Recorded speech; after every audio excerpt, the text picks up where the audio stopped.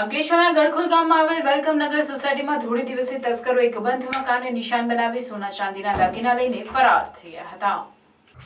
અંકલેશ્વરના ગડખોલની વેલકમ સોસાયટીમાં રહેતા જિગ્નેશભાઈના મકાનને તસ્કરોએ ટાર્ગેટ બનાવ્યું હતું, જ્યારે તેઓ નોકરીએ અને તેમના બાળકો શાળાએ ગયા હતા। તસ્કરોએ મકાનમાં ગેરકાયદેસર પ્રવેશ કરી સોના ચાંદીના દાગીનાની ચોરી કરી ફરાર થઈ ગયા હતા।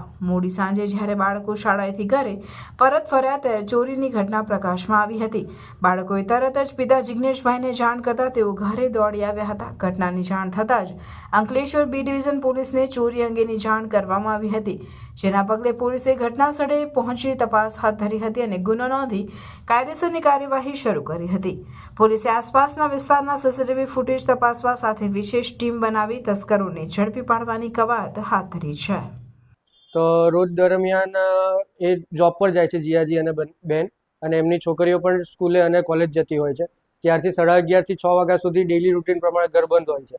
ઘરે જ્યારે મારી નાની ભત્રીજી આવી ત્યારે ખબર પડી કે ઘરની અંદર આવી રીતના ચોરીનો બનાવ બન્યો છે। આવીને જોયું અને તપાસ કરતાં જાણ પડ્યું કે નાના મોટા સોનાના દાગીના અને એની ચોરી થઈ છે। અમે પોલીસ સ્ટેશનમાં જાણ કરેલ છે અને વહેલીથી વહેલી તકે મળી જાય એવી અમારી આશા છે। અંદાજિત કેટલા રૂપિયાનો?